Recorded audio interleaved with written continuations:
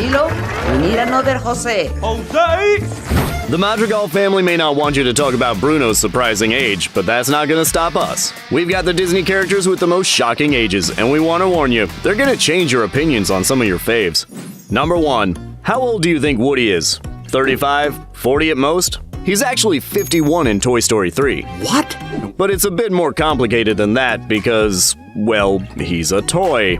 In 1995, Andy turned 6 years old. Woody is referred to as an old family toy and a hand-me-down cowboy doll. The Toys TV show Woody's Roundup was on from 1949 to 1957. So, if he was originally purchased at that time, he's around 40 years old in Toy Story and around 51 in Toy Story 3. Still, Woody was, in theory, already an adult at birth. So, is he frozen in time at 40?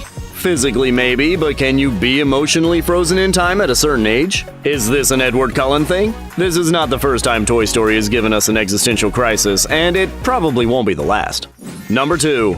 Alice is probably younger than you thought when she visits Wonderland. While the Disney movie doesn't mention Alice's exact age, nor does the original Lewis Carroll story Alice's Adventures in Wonderland, it does seem that the Disney version is aligned with its source material. The sequel novel states that Alice is only 7.5. This means that Alice was only 7 years old in Alice in Wonderland, and we have to admit, that changes our view of this movie quite a bit. Number 3. The Beast from Beauty and the Beast's age is pretty confusing. The Beast, aka Prince Adam, needs to break his curse before his 21st birthday, a deadline that's fast approaching during the movie. So the Beast is presumably 20 years old. During Be Our Guest, Lumiere sings that the Beast has been cursed for 10 years. So why does this portrait of Prince Adam pre-curse look like this? Shouldn't this look like a 10-year-old? Surprisingly though, this isn't the most confusing character age in Beauty and the Beast. That honor goes to... Number 4. Beloved crockery, Mrs. Potts and Chip. If the folks in the castle were turned into objects for 10 years, then why is Chip so young-looking when he turns back into a human? Did his human form not age while he was a teacup? Is he a teenager trapped in the body of a 5-year-old? Similarly, why does Mrs. Potts appear older than what we'd imagine a 5-year-old's mom to be? He calls her mama throughout the movie, so we know she's not his grandmother. So many questions. Number 5. What about the Madrigal family from Encanto? Mirabel is only 15 years old, though she does act very mature for her age. Luisa is 19 and Isabella is 21. As for Bruno, Julieta, and Pepa, these triplets are 50 years old. Number 6. It's clear that Cruella de Vil is no spring chicken, yet she does have a certain air of youth about her. In reality, Cruella is 65, and she's got plenty more years of being truly evil ahead of her. Number 7. How old is the genie from Aladdin? 1 million years old. He says, Al, you're not gonna find another girl like her in a million years. Believe me, I know. I've looked. While we can hardly fathom what it would be like to celebrate our 100th birthday, 1 million is way too far out of our grasp. We really respect Genie for knowing so much about modern pop culture at his old age. Number 8. WALL-E is a robot, so he has parts that will last far longer than us humans. At 700 years old, WALL-E is actually one of the oldest Disney characters, but we can't help but think he's a little too old for his young robot love interest Eva. Number 9. Peter Pan is the poster child of never growing up, but did he actually grow up? In the movie, Peter is 12 years old, but based on the books and what we know about Peter's age throughout, he should actually be about 40 to 50 in the movie. We're glad Disney made a change to this. Number 10. Mama Odie from The Princess and the Frog is clearly on the older side, but this lady is not one to lie about her age and pretend to be younger. She's actually the only character on our list to flat out tell us her age. Not bad for a 197-year-old blind lady. She proudly announces that she's way up there at 197 years old. As for someone who absolutely would lie about her age, number 11, we have youth-obsessed Mother Gothel from Tangled.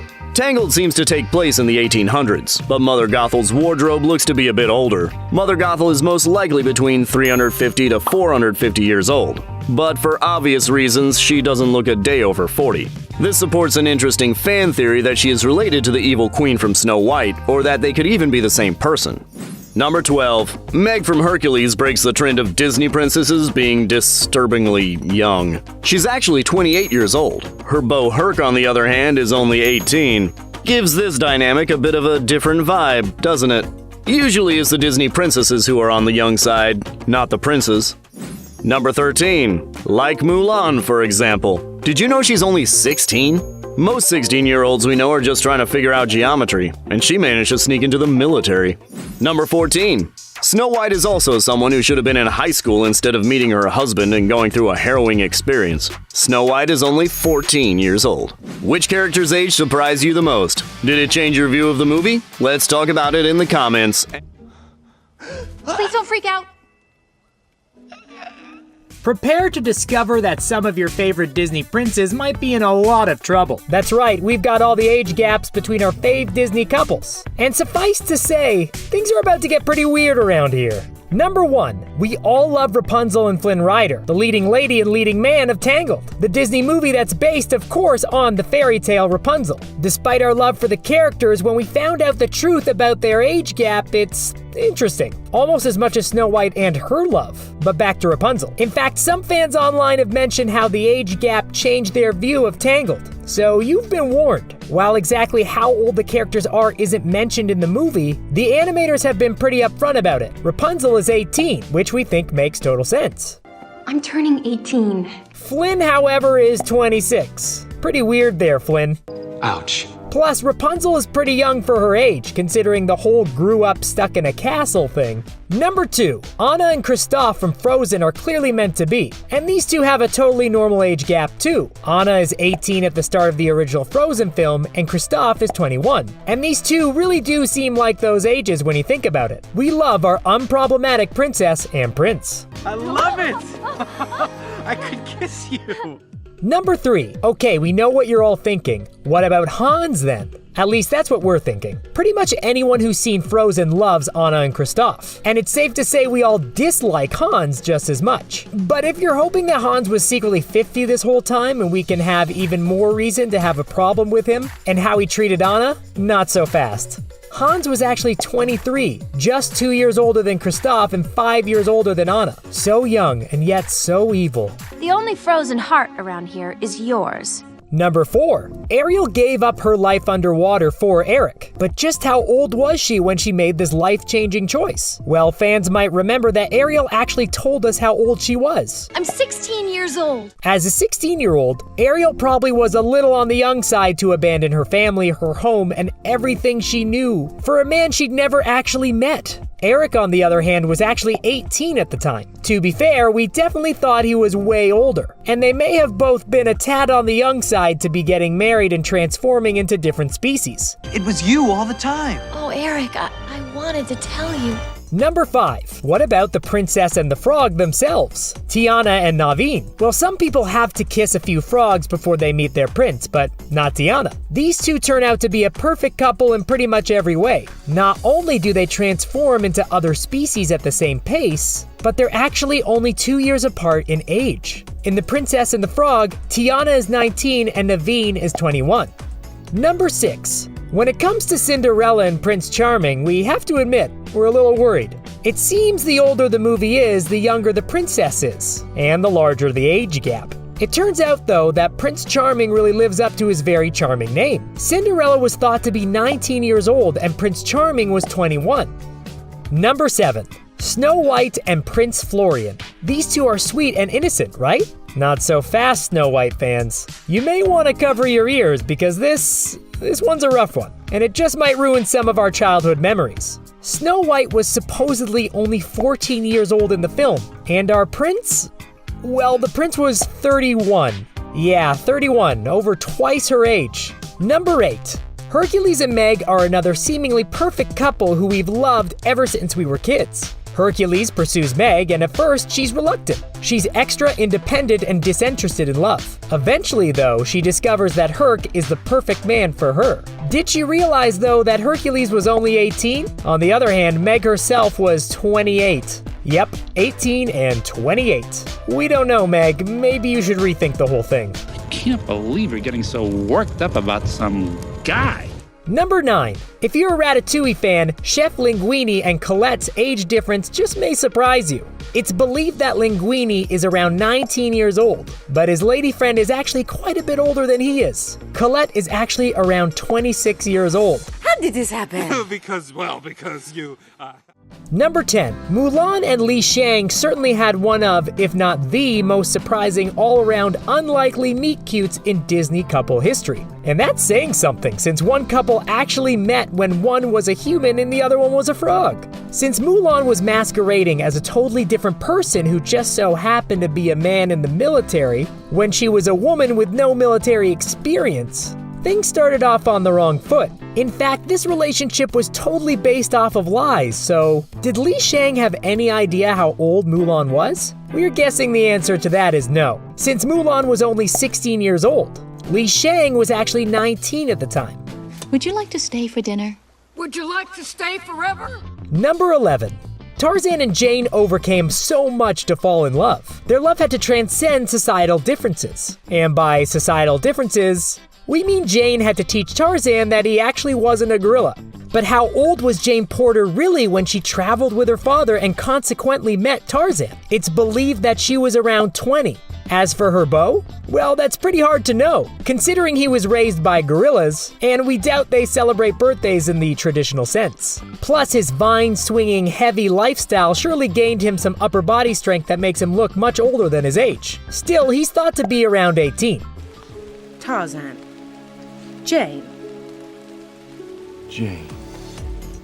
Number 12. Princess Aurora and Prince Philip of Sleeping Beauty are such a romantic couple, aren't they? They met and then ended up falling in love while one of them was fast asleep. Okay, it's actually less romantic and more bizarre and a little scary. Unfortunately, it gets even more bizarre and scary when we find out that Philip was 20 years old when this strange series of events occurred. As for Sleeping Beauty herself, Aurora, only 16. Why?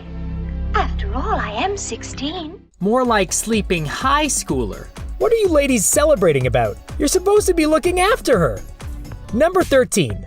Ah, Belle and the Beast. Their love story really is a tale as old as time. Does that little fact prove to be bad news for Beauty and the Beast themselves? Well, it's believed that Belle is actually only 17 years old. The Beast, on the other hand, is 21. Not only is he already of legal drinking age, but he's also, a dangerous beast. It turns out Belle probably should have steered clear. Oh, right, we forgot she was kidnapped and had no choice. Please tell us we're not the only ones now realizing how weird this movie was. Are you happy here with me? Yes. Number 14. Aladdin and Princess Jasmine were probably both a bit younger than you thought when we were first introduced to them. Aladdin was 18 years old during the movie, but Jasmine was only 15 when she first ran into her future hubby at the market. This makes it pretty weird that her dad was attempting to marry her off, especially since Prince Ahmed looks like he's at least 40. I choose you, Aladdin. Number 15. What about Pocahontas and John Smith? These two were based on real people, but this story strays pretty far from the real-life saga. As for the characters in the movie, Pocahontas is 18 and John Smith is 20. So, what do you think of those age gaps? Did they change your opinion on any of the couples? Let's talk about it in the comments. We're so used to seeing our favorite Disney characters just as they are that it's hard to imagine them looking any other way. Ready to see what your favorite characters could have looked like? Let's get into it. Come on, I'll show you some more stuff. Number 1. We know we're not supposed to talk about him. Silencio, Bruno! Silencio, Bruno! But we'll make an exception to show you the major transformation Bruno went through before hitting the big screen. Bruno went through other phases that made him look totally unrecognizable. From younger to older and bigger to smaller, there were many Brunos along the way, but even if I wanted to, which I don't, we couldn't talk about any of them. Number 2. We can all agree that Sisu from Raya and the Last Dragon is one cool-looking Disney character. When we see how she could have looked though, we're actually not sure why the creators changed her. Sisu didn't look too different from how we're used to seeing her, but we still love this more colorful look on her. I just shape changed. Number 3. It's hard to imagine a character that conveys sadness any better than Inside Out did. Come on, just look at her. But seeing some early sketches of sadness proves that this character was going to be perfectly sad and get all our sympathy no matter what. Maybe it was good that they didn't opt for some of the earlier iterations though. This version is just way too cute to watch her being sad all the time. Number 4. Onward's Ian Lightfoot looks like a regular teenager, in elf form of course, but he almost looked a lot elfier. Check out his bleach blonde hair in this early drawing. Number 5. Looks like major character design changes run in the Lightfoot family. Ian's mom, Laurel, didn't always have the short blue hair and glasses that she has in the movie. She almost had long blonde locks and a much, shall we say, groovier outfit. According to Onward's character supervisor Jeremy Talbot, though, the like mother like son appearance changes were no accident. Talbot says that Laurel has a little bit of Ian in her and a little bit of Barley too. As all three characters evolved, it was like a dance to keep it all balanced. What? Splinter. Number 6. The titular character in the movie Luca also went through his fair share of different versions before landing on his final fish form. This is the greatest drawing I've ever seen! Yeah, I know. While over time Luca had many different shades of green with different features, he was always super cute. What? Number 7. Pixar's Turning Red is all about Mei Li, a girl who turns into a red panda. Interestingly though, that red panda wasn't always exactly as we know her now. She had a few different looks along the way. Always red though. That was kind of the whole point. Whoa, Meg. You're you! And you look amazing! Number 8. It's pretty hard to imagine our favorite Ice Queen from Frozen looking different at all, but she actually could have looked very different. Did you know that Elsa was once Frozen's villain instead of the protagonist? Don't be the monster they fear you are! And back when her character was very unrecognizable, so was her look. She was older and, well, meaner, and she was, at one point, actually modeled after none other than Bette Midler. She even had blue skin.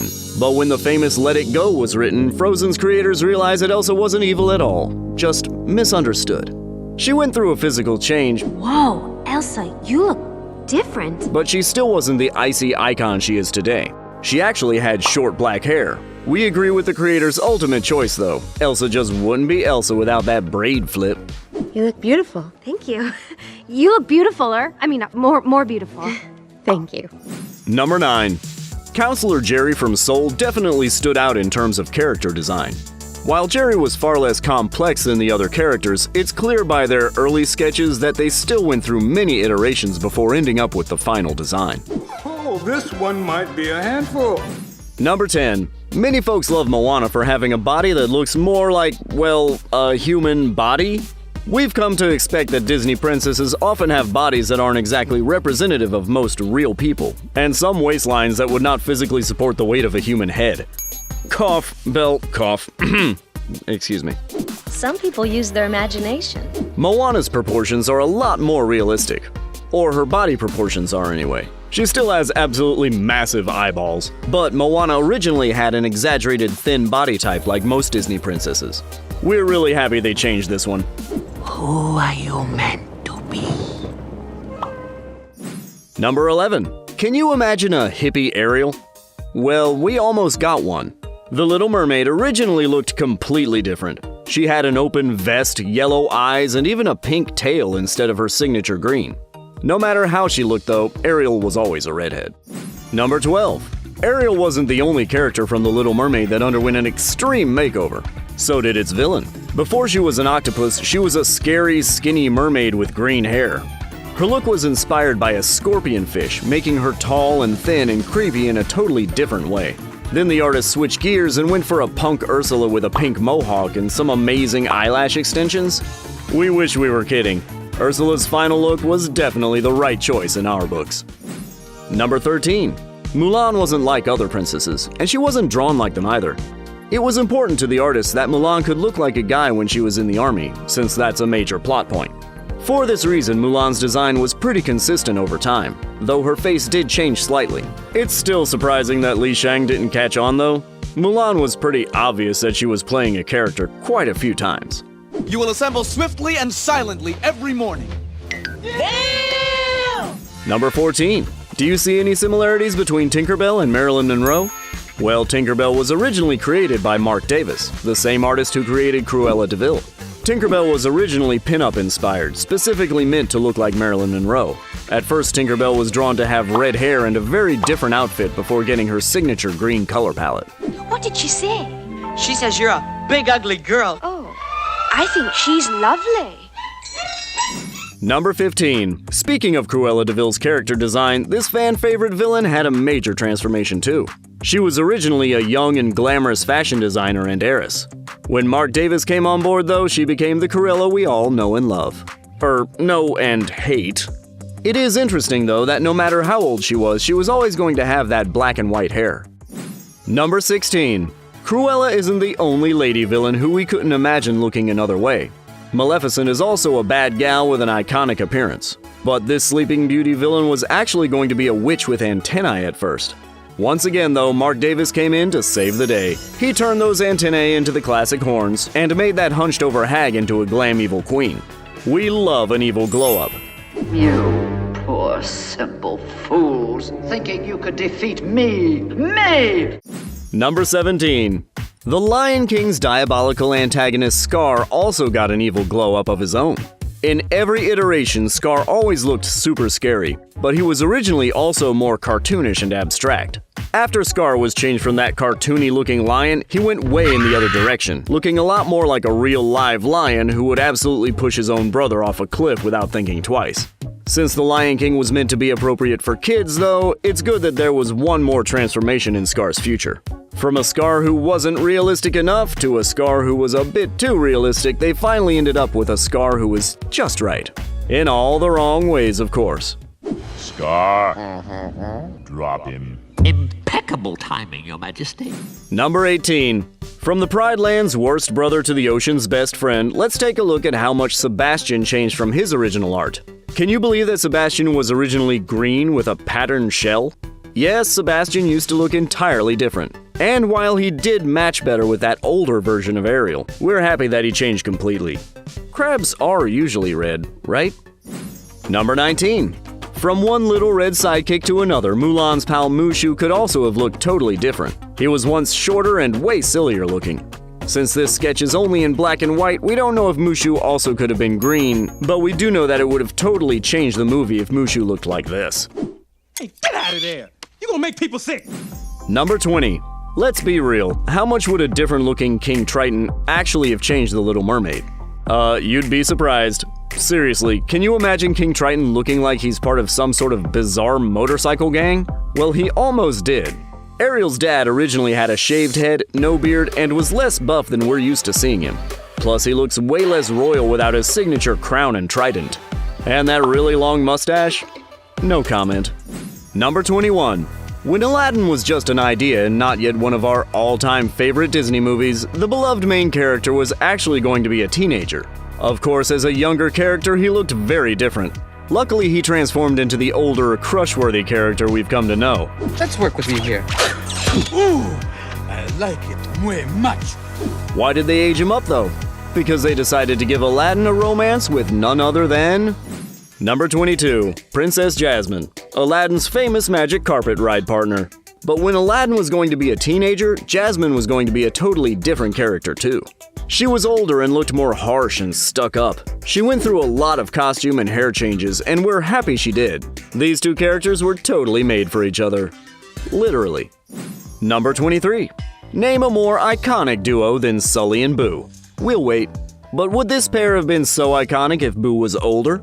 We really don't think so. Yet Boo was close to being older with red hair and glasses. And during this phase, Sully had a much more plain, less teddy bear-like look. Go ahead. Go grow up. Number 24. Can you imagine Woody from Toy Story as a Disney villain? We certainly can't. But Woody was actually originally meant to be a bad guy. In that version, he looked like a marionette puppet and was super short and mean-looking. We're so happy we got our lovable Woody instead of this weird little guy. You are a sad, strange little man, and you have my pity. Number 25. The genie from Aladdin is definitely who we think of when we think of genies, right? Well, his iconic look could have been very different and, very weird. He was originally green instead of blue and had some sort of crystal ball belly situation by the looks of this drawing. A genie? That's terrible. Besides just making the genie a lot less disturbing, they also altered him to look more like his beloved voice actor, Robin Williams. Let's get real here. It's not gonna happen. Number 26. The Beast is a character whose appearance is super important to the story he's in. Beauty and the Beast would have changed drastically if the Beast looked different. In his design, it was important to walk the narrow line of a humanized character who was, well, not human. There were lots of different versions of the Beast, inspired by different animals before the creators landed on their final choice. Versions of the Beast looked like monkeys, gorillas, and even a bit like he could have been related to Pumbaa from The Lion King. Ultimately, the Beast is mainly modeled after a buffalo, but of course he has some much-needed human qualities as well. Belle wouldn't have fallen in love with a regular buffalo, right? Please say right. Voila! Oh, you look so stupid. Number 27. Hercules Hades is one of the funniest, if not the funniest, Disney villain there is. Making a guy who's in charge of the underworld funny wasn't an easy task, but the creators pulled it off flawlessly. Originally, he looked more like the devil, red with horns, but to be honest, based on this art, we think it would have been pretty funny this way too. This is an audience or a mosaic? Hey, how you doing? Looking good, nice dress. Number 28. Aurora from Sleeping Beauty is known for her long blonde locks and her tendency to sleep through movies, even when she's the main character. While she was of course always meant to have a penchant for snoozing, she almost had long black hair. She always had a waist that was narrower than her own neck though. Some biologically impossible things never change. Number 29. We all know the kittens from the Aristocats, Marie, Toulouse, and Berlioz. Why should you be first? Because I'm a lady, that's why. Original sketches of the Aristocats portrayed them as much fluffier kittens, and we think it would have been totally fine if they went with this design. These little cuties are an adorable trio either way.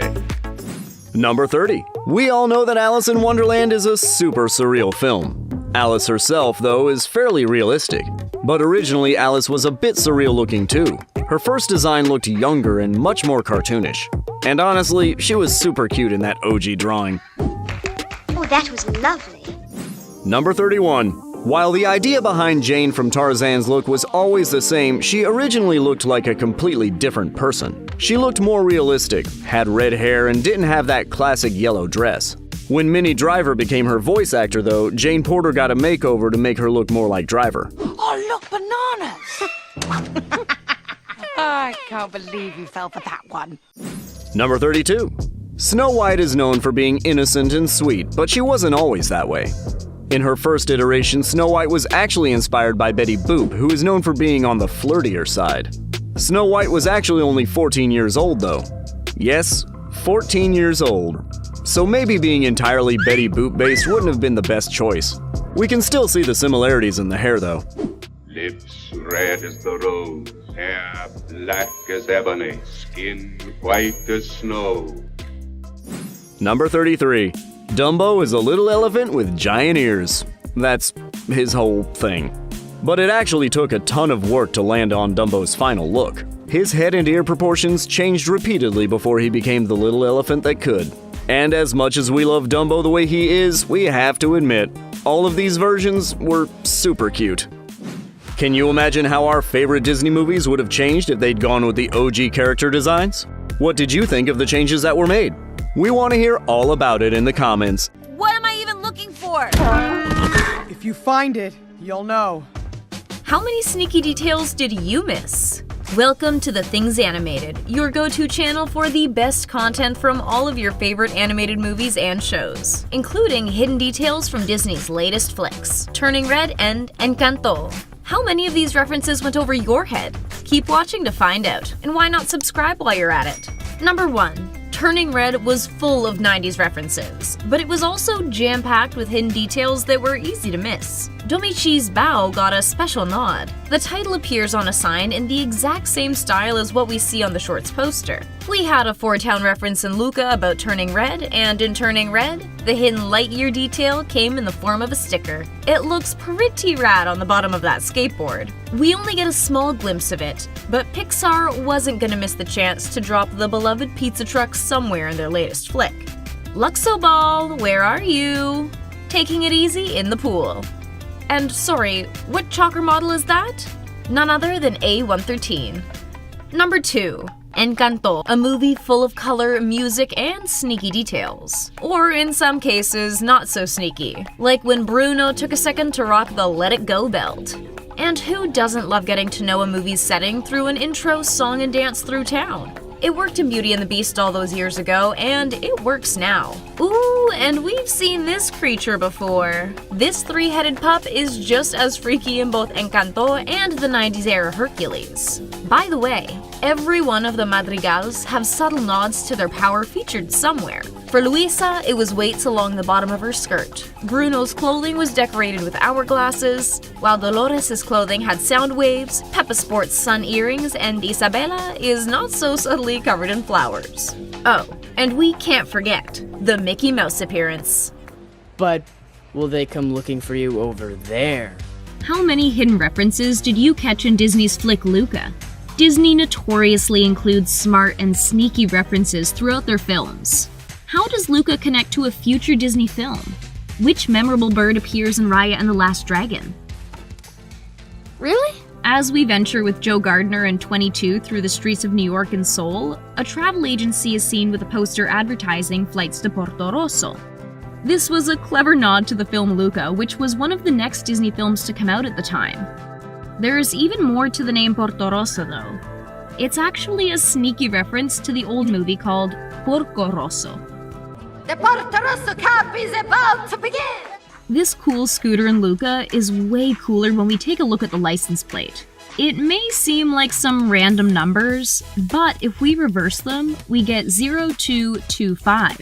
What's so special about these numbers? Well, they make up the date of the day that the very first teaser trailer for Luca was released online, February 25th. Ah, yes! In the middle of the town, we see a newspaper stand, and if we look closely, we see the names of the newspapers, one of which is La Gazzetta. If you ever wanted to get your hands on a real copy, you're actually in luck. La Gazzetta is a real Italian sports newspaper. Bravo, we did it! Luca had quite a few references and one very special connection to Disney's The Little Mermaid. In this scene, Luca's mother warns him not to get too close to the surface of the water because he could be harmed by the humans. Sound like a familiar warning? It's extremely similar to the one that King Triton gives Ariel in The Little Mermaid. Alberto's collection of objects from the surface is very much like the Disney Mermaid as well. Our favorite connection between the two movies, though, is that Jacob Tremblay, the voice of Luca, will actually be playing Flounder in The Little Mermaid remake. Wait, it feels like it's still there. Yeah, that's called Phantom Tail. You'll get used to it. In the town of Porto Rosso, there are colorful walls everywhere, and one very special hidden detail referencing another Disney Pixar underwater character. In this scene, we can see that the etching in the concrete is none other than Hank the Octopus from Finding Dory. You don't remember what we were talking about? Mm-mm. Julia's fisherman father has a striking look, and it's a bit of a different style to the rest of the character designs we see throughout the film. If he looks familiar to Disney fans, it's because he looks almost identical to the father in the Disney short La Luna. This is definitely no coincidence, since Luca's director, Enrico Casarosa, also happens to be the writer and director of La Luna. This is how I came into the world. Honestly, we were a bit startled seeing this chicken with a coconut shell on its head being sold by a food vendor in a market in Raya and the Last Dragon. That bird is unmistakable. There's no doubt it's Hey Hey, Moana's chicken sidekick. Hey Hey? It wouldn't be a Disney movie without a hidden reference to one of the many items that frequently reappears throughout Disney Pixar movies. In the Hall of Everything in Seoul, we're treated to loads of hidden details, including the classic Pizza Planet truck. Its first appearance actually goes all the way back to Toy Story. Welcome to Pizza Planet. In Raya and the Last Dragon, we know that Tong had a child who turned to stone, but fortunately, we see Tong reunited with the child at the end. The little one is never actually given a name, but reportedly, Tongler was what the child was referred to as by the animators. What's extra special about this name is that at the very end of the movie credits in the production baby section, we see the name Tongler listed among them. It's a name. Cruising through the New York subway system in Seoul, we see an advert for a company called Brang that appears. Any guesses where this company has been seen before? Taking a look back to the movie Inside Out, it's the same name of the company that Riley's dad works for. He's even wearing their shirt here. We get it. You're the best. Thanks, hon. We're used to seeing the Luxo ball appearing, bright as can be, in the background of some of our favorite Disney Pixar movies, which is why we had a harder time spotting it in Soul. However, if we look closely, tucked under a table in 22's room, we can see the familiar ball, looking far more faded and shadowy than we've ever seen it. Not to mention Luxo Jr.'s quick cameo shining down on a soul. Wait, are you actually helping me? In the movie Onward, we see a collection of records, including one prominently featuring an artist named Dorothea Williams. This was an early hidden detail hinting at the movie Soul, in which, of course, Dorothea is the famous jazz musician Joe is so thrilled to play with. Call me Joe, Dorothea. Miss Williams. It's a pleasure. Back in the Soul subway, Joe and 22 end up hopping on train number 2319. This specific number has in fact appeared in a Disney Pixar movie before. Many, many years ago when Monsters, Inc. came out, this same number was actually used as the code at the Child Detective Agency to alert when a human ended up in their monster world. George and I are like brothers. 2319! This number being included is extra special because Monsters, Inc. was actually the very first film that Soul director Pete Docter had directed for Disney Pixar. Catch! During the song Shiny, Maui ends up dancing on a pile of beautiful gold that is very, very shiny. One item in particular stands out though, a very familiar magical lamp. If we look closely, we can see that it's definitely the genie's lamp from Aladdin. We've all been hearing Joe Ratzenberg's voice for years, even if we didn't actually know it. He's voiced a character in every single Disney Pixar movie since Toy Story. Soul was the first exception, but his streak managed to be kept intact. In the subway when Joe and 22 are running through, we pass a man who is a bit of a younger Ratzenberg's likeness, keeping his epic legacy and streak alive. Very good, Woody. That's using the old noodle. It's a small and often missed detail, but these Chinese food boxes have appeared throughout some of our favorite Disney movies. Originally featured in A Bug's Life, we've also seen it in The Incredibles 2, where they were sitting eating away. They weren't the only family to enjoy it though. Riley's family had the same boxes in Inside Out. We catch a glimpse of the classic box in Margaret's fridge in Toy Story 4, and then again in Soul on an office worker's desk. I'm alive! The Toy Story 4 Carnival is full of color and exciting prizes. But the one that really caught our eye was this beautifully designed guitar. The special instrument is unquestionably the same one played in the film Coco. Get him. Ho, get him. Bunny, what are you doing? The antique shop in Toy Story 4 is filled with fun and random objects. Looking outside the shop, we can see a plate hanging in the window with an intricate emblem on it. This special design just so happens to be Merida's family emblem from Brave. Once we actually get into the antique shop, we also sneak a peek at this collection of Wall-E souvenir cups. You can't be serious. Anyone remember this tune? We can definitely understand why the jingle for Triple Dent Gum starts to drive Riley crazy in Inside Out. The gum makes a few other appearances though. A pixie duster buys a pack of gum in Onward, and in Cars 3, Triple Dent happens to be a sponsor of one of the cars. See? As a little Riley bounces on the couch, our eyes are drawn to the magazine on the coffee table. Our guess is that it's a cooking or food magazine, since there's a familiar face on the cover. Looks like Colette Tattoo, the cook from Ratatouille, has been doing pretty well for herself. I hate false modesty. It's just another way to lie. Imagination Land has so many little gems, but we're taking a look at one of the board games with a little nod to an older Disney Pixar flick, Finding Nemo.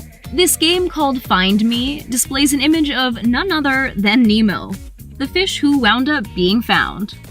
During the songs of Moana, we get treated to such vibrant images and beautiful illustrations. During Maui's song You're Welcome, a small fish swims across the screen, and if we take a good look, it's obvious that it's Flounder from The Little Mermaid. Whoa!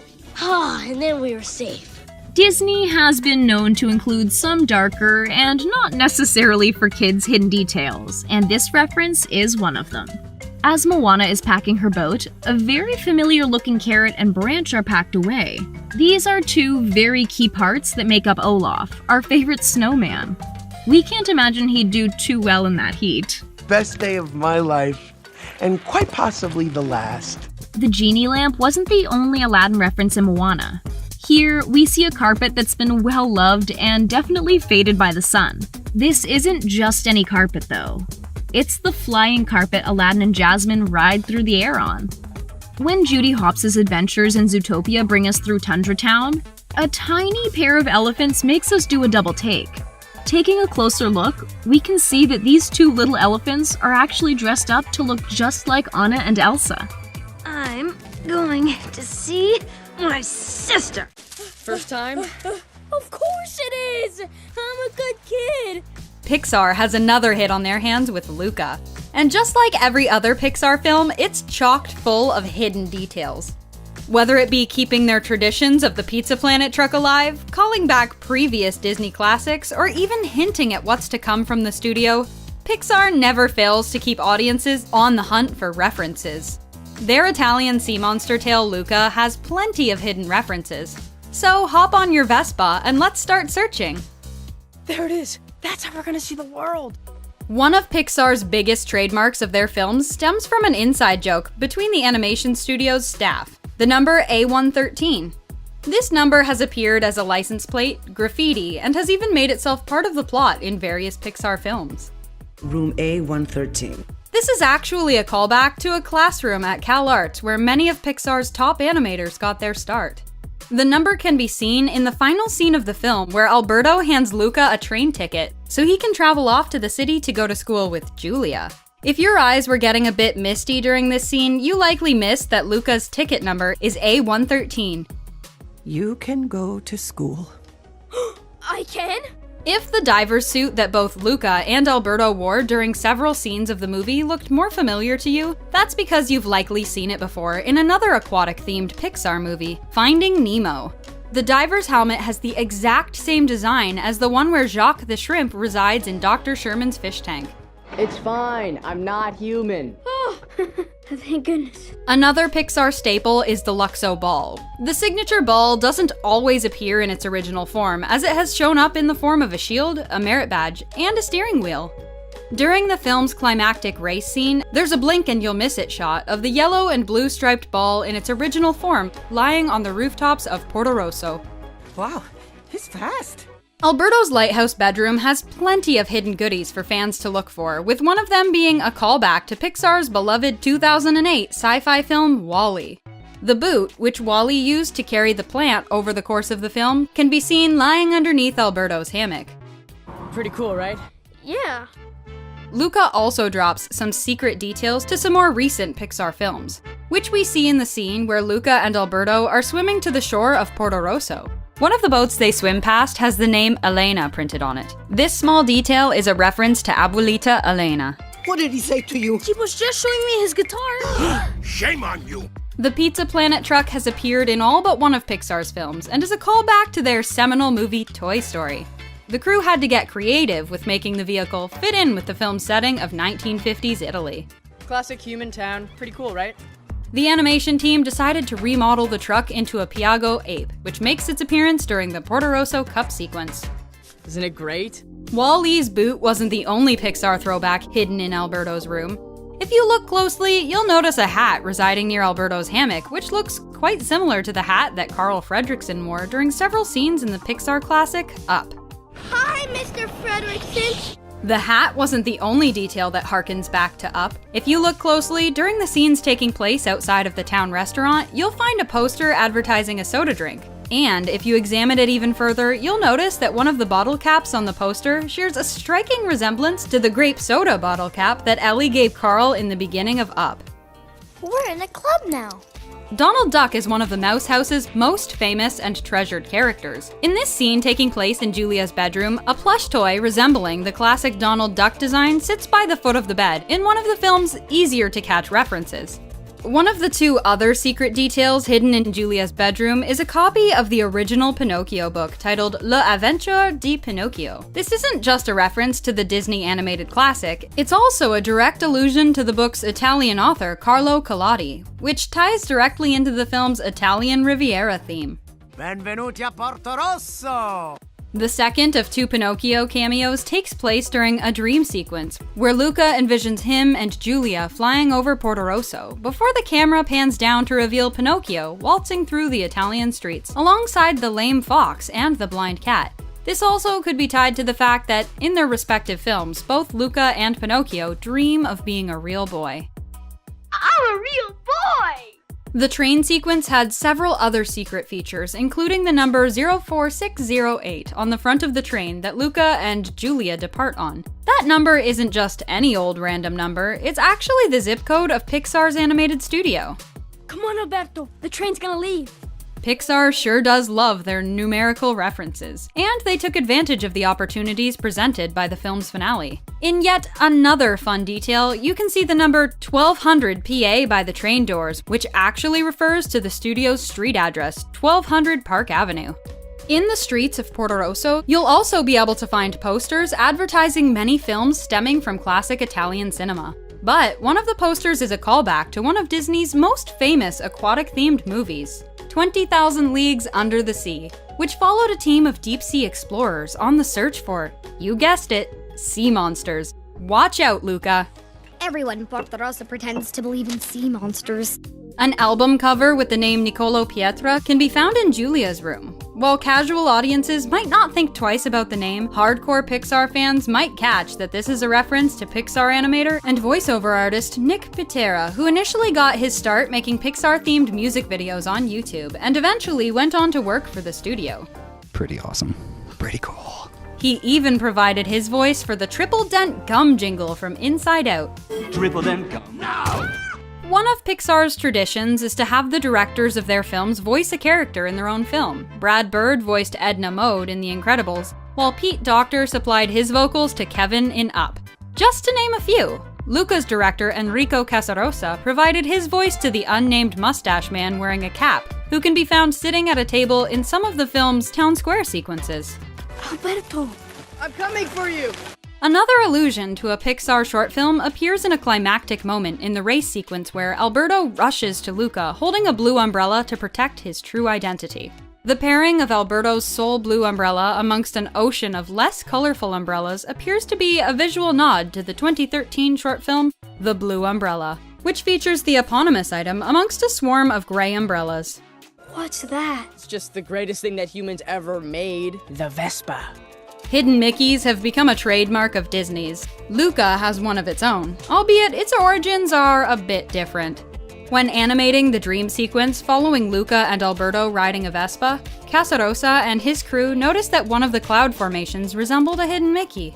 Thus, they decided to keep the hidden Mickey clouds in the film. I am Marco Visconti, 5-time winner of the Porto Rosso Cup.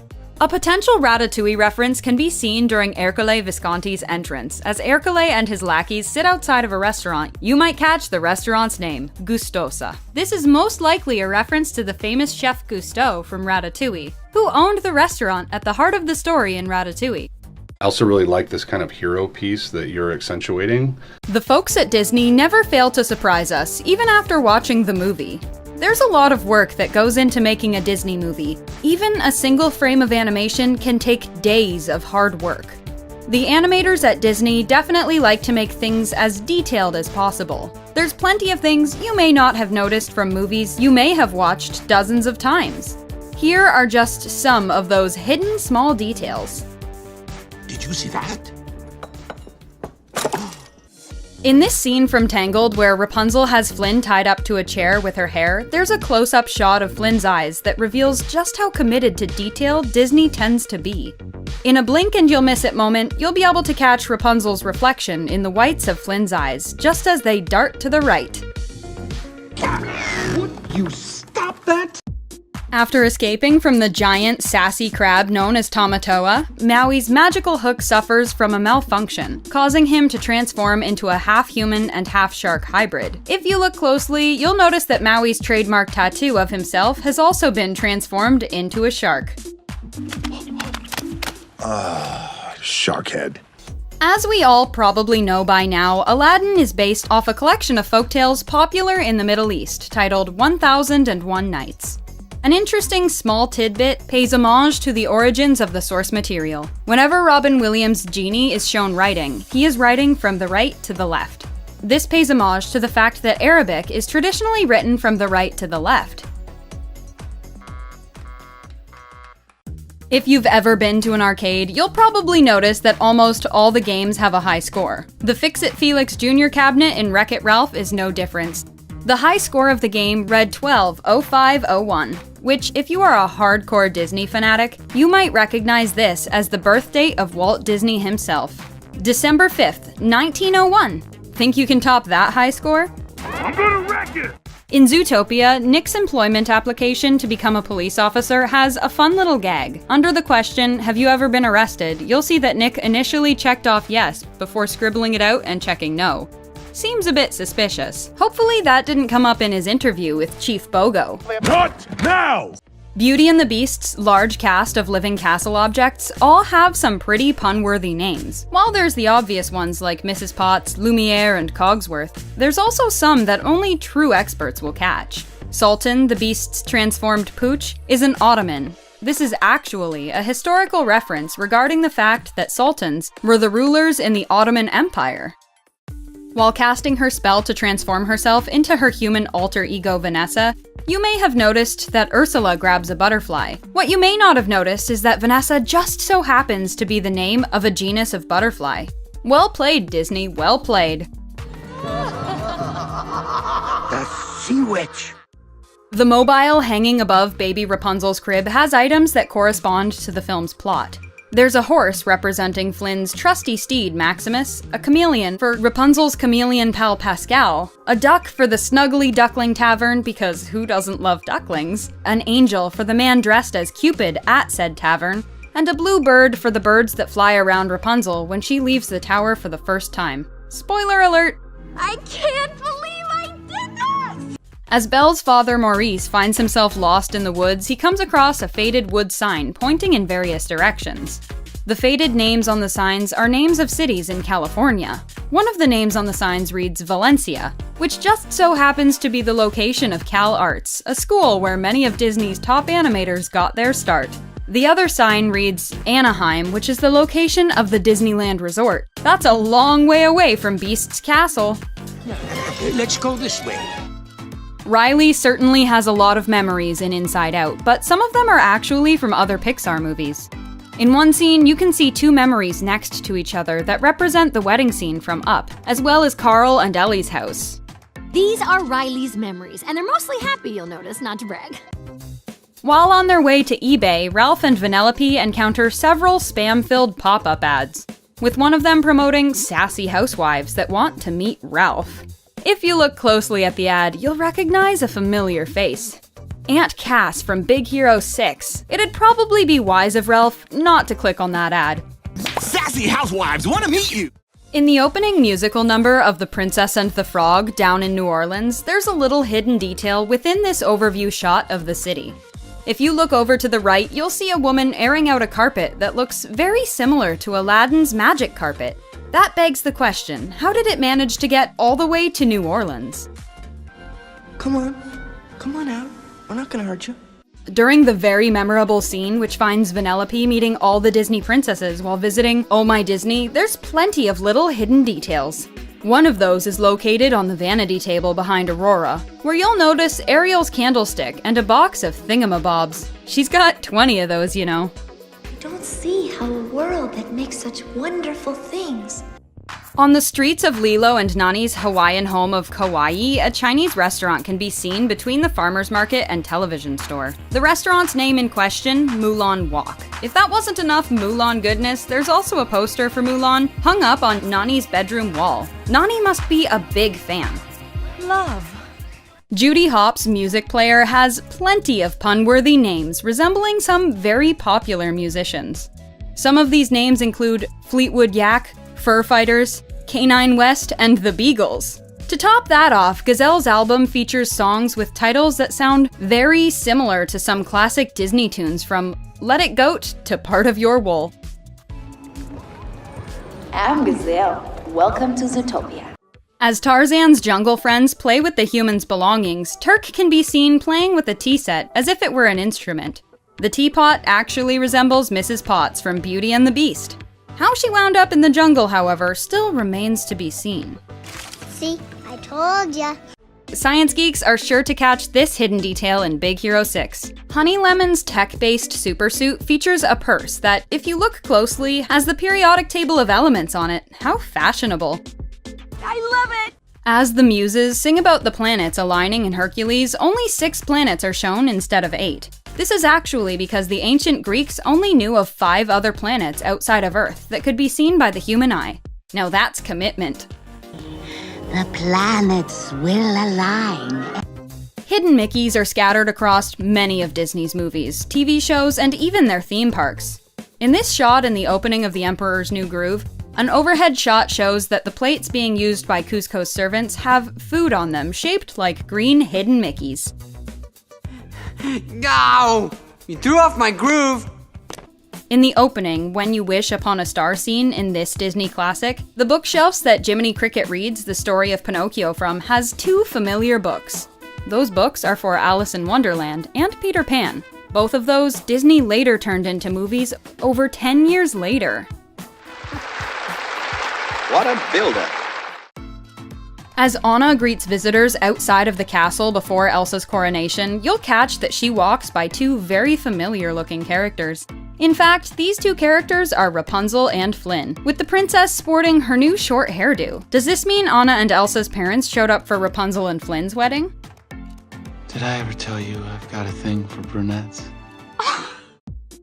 After losing his dramatic battle with the Beast, Gaston begins to fall from the castle. In a blink and you'll miss it shot, you see that Gaston's eyes have skulls flashing, ultimately predicting his untimely fate. Come on out and fight! His Royal Highness King Triton! During King Triton's introduction in The Little Mermaid, several of the background characters in the audience are some very notable Disney alumni. The beloved Muppet, Kermit the Frog, can be seen sitting in one corner, while Mickey, Donald, and Goofy can also be seen watching in the audience. Disney and the Muppets have to represent somehow. Yes! Watch out, Ted, here I come! As Nani prepares to sign Stitch's adoption papers, you'll notice that this is no ordinary document. In fact, the adoption document is actually a thank you note to the production and creative team behind the film. It makes you wonder how many of them paused the movie to read it. I like him. Come here, boy. After Pixar's Cars lost Best Animated Film at the Oscars to the Warner Brothers produced motion capture flick Happy Feet, Pixar included a small jab at the end of their subsequent film, Ratatouille. The label reads that the film is 100% genuine animation with no motion capture used, and reminds everybody that the studio's films are all animated by hand instead of just using motion capture. Tough, but fair. In the end credits of Lilo and Stitch, we see a montage of photos that depict Stitch with his new family. In one picture, we see Stitch helping a baby sea turtle out to sea by holding a leaf over it. Adorable. Now let's look at Moana at the beginning of her film. She assists a baby sea turtle in the same style, leaf protection and all. Shoo! We can't help but wonder why the creators decided to do this.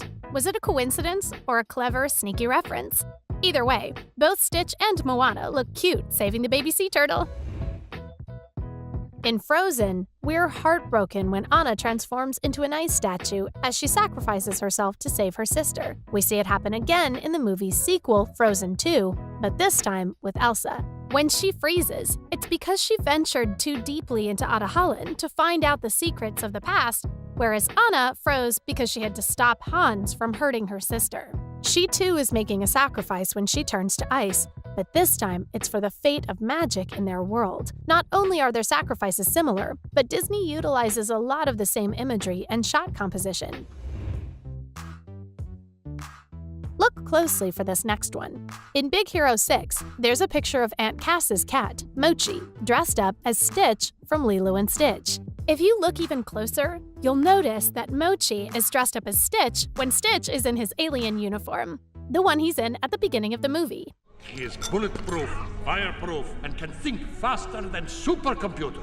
It's an adorable in-movie cosplay, and it's perfect that Mochi is in costume rather than Hiro or Tadashi. Stitch is Lilo's pet, and Mochi is Hiro's pet. It's perfect. Ooh, that darn cat.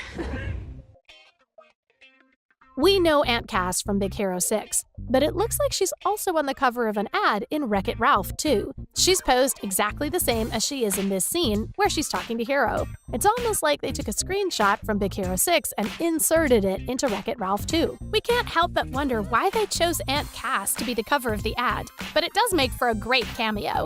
She's definitely rocking it. Only eagle-eyed fans will have spotted this next one.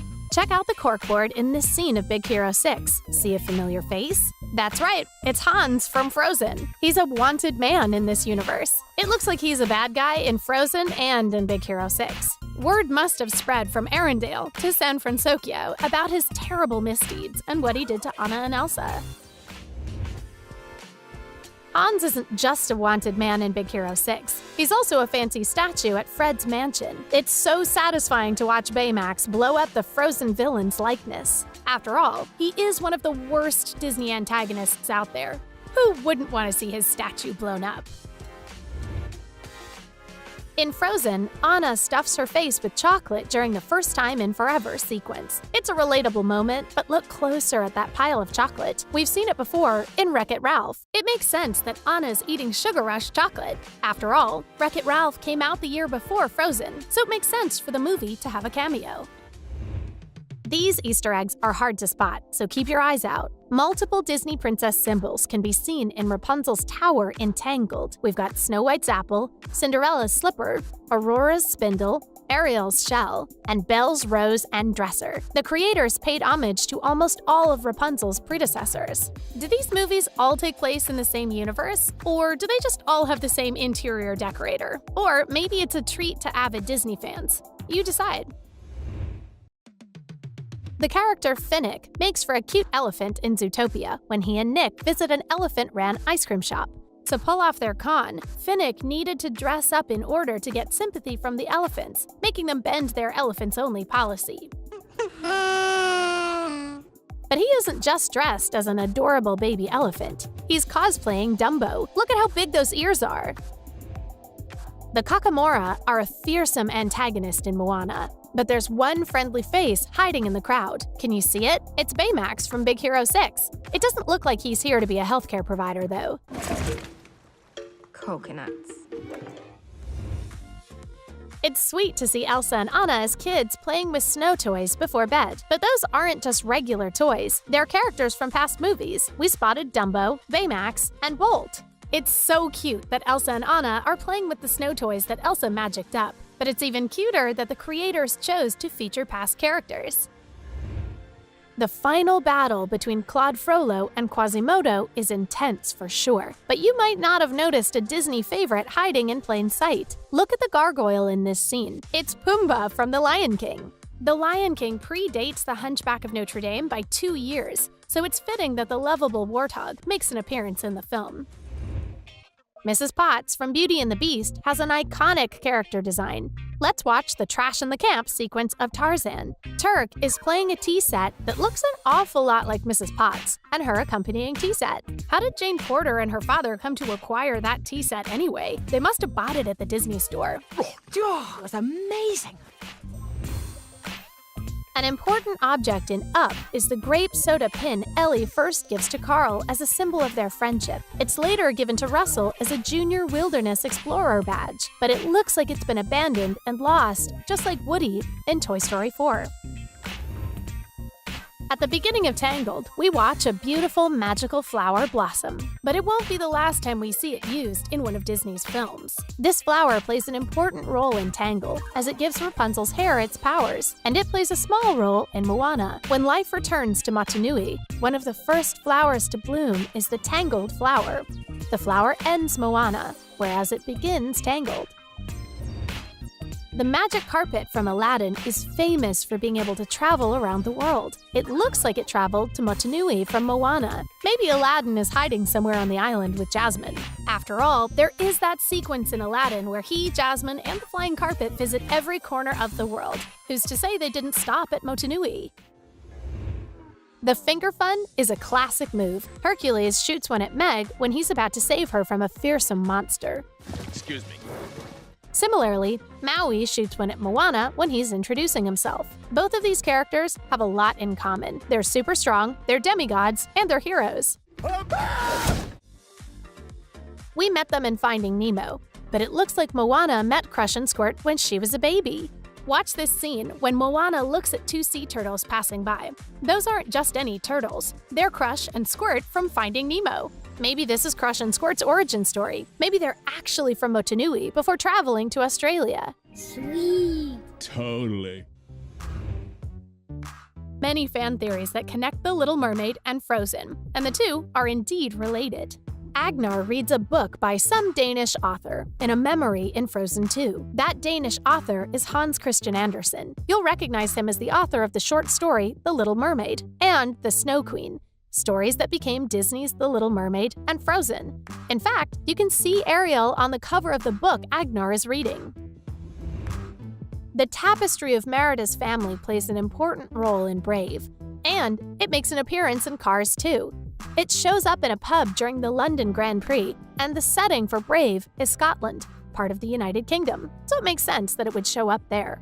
Both movies are also part of the Pixar family, so it makes even more sense that the creators would reference Brave in Cars 2. Welcome to Monsters Incorporated.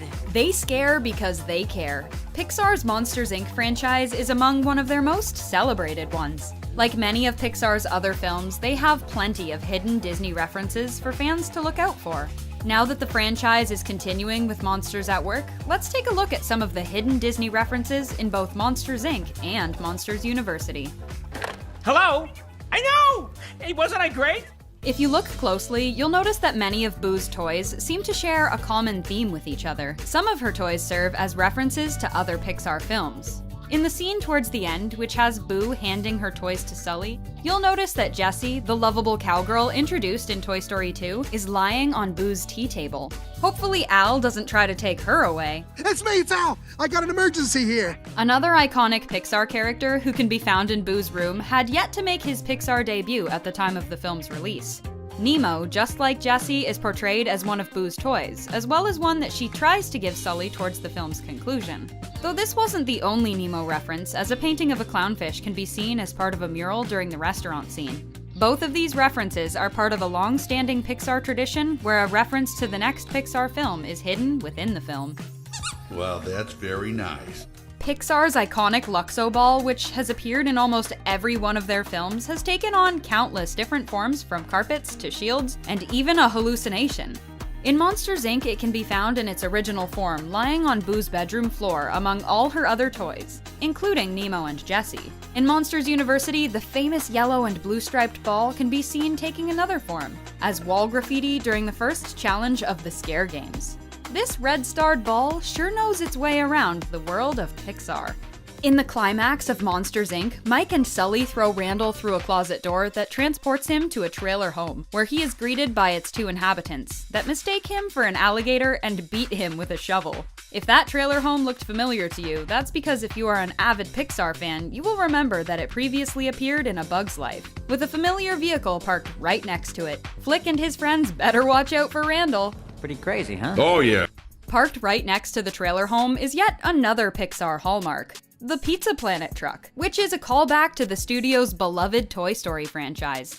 This famous truck has appeared in all but one of Pixar's films, making Pizza Planet the go-to pizzeria in all of the Pixar universe. The truck is in the same exact spot it was in A Bug's Life, sitting right next to the trailer that Randall is thrown into at the end of the film. In Monsters University, the Pizza Planet truck can be found parked outside the Jocks fraternity house, which is certainly appropriate for the film's college setting. Right here. Another long-standing tradition at Pixar is the number A113, an inside joke at the studio over the name of a classroom at CalArt, where many of their top talent got their start. The number has appeared on cereal boxes, Roman numerals, and street signs over the course of its history in Pixar films. In Monsters, Inc., the number can be briefly seen in the door vault scene, printed on one of the pillars as A113. Meanwhile, in Monsters University, the number makes an appearance that traces back to its origins, serving as the room number for a classroom at the School of Scaring. You know where the door is. In the scare floor montage featured in Monsters, Inc., which features a monster running out of a teenage girl's bedroom, there's a blink and you'll miss it shot of a Paul Bunyan poster. This same poster can also be seen in the bedroom of the villainous Sid in the first Toy Story film. If that girl was anything like Sid, there's no wonder why that monster was so terrified. Oh, kids these days. Another Easter egg that can be found during the scare floor montage is the scare board, showing off all the monsters' scores with Sully and Randall featured at the top. What you may not have realized is that many of the other names depicted on the board are the names of Pixar employees. These names include Joe Ranft, Bud Luckey, Jonas Rivera, Bob Peterson, Bob Pauly, and Daniel Gerson. Maybe working at Monsters, Inc. is their second job? I can't believe it. During a scene in the first act where Randall is showing off his camouflage abilities, one of the two backgrounds that appears is a brick wall, while the other background is a direct callback to another classic Pixar film. The familiar-looking cloud wallpaper is the exact same design as the one used in Andy's room in the Toy Story films. Does this mean Randall is Andy's monster? Hey, look at that, it's Randall! Another hidden reference in Monsters University can be found on Uzma Kappa president Don Carlton's business card that he proudly touts to Mike and Sully. If you look closely, you'll see that the address printed on the card is 1200 Dark Ave, which sounds almost identical to Pixar's real address, 1200 Park Ave. Maybe Don Carlton worked in sales at the monster version of Pixar before heading back to college at Monsters U. But he's right. Another numerical reference lies within the opening scare simulation scenes in Monsters, Inc. The number 510-752-3000 can be seen on the control panel that Miss Flint uses. This is not just any old number, it was actually the phone number for Pixar Animation Studios at the time of the film's release. That makes you wonder if they got a lot of phone calls. Monsters, Inc., please hold. Monsters, Inc., I'll connect you. In the penultimate scene of Monsters, Inc., which finds Mike performing a comedy routine in front of a young boy, avid Disney fans may recognize a familiar poster in the bedroom. If you look closely, you'll see a poster behind the boy for Tomorrowland, one of the most popular themed areas in all of Disney parks. The area even spawned its own movie directed by Pixar veteran Brad Bird. Your room. Where you from? In the final scene of Monsters, Inc., taking place at the newly established laugh floor, one of the comedic props that can be seen lying around in the background is a red unicycle. This is actually a reference to Pixar's second CG short titled Red Dream, which follows a lonely red unicycle who dreams of finally being able to get his chance in the spotlight. Hopefully, Red's appearance on the laugh floor means his dream finally came true. One can hope. I hope we get a copy of that tape. One of Pixar's most notable traditions is having actor John Ratzenberger make an appearance in almost every single one of their films in roles of various sizes. Ratzenberger, unsurprisingly, makes an appearance in both Monsters, Inc. and Monsters University as the Yeti. He is even reprising the role in the series Monsters at Work, where he'll also be voicing the father of the main character, Tyler Tuskman. Who knows what other kinds of characters John Ratzenberger will voice in future Pixar projects.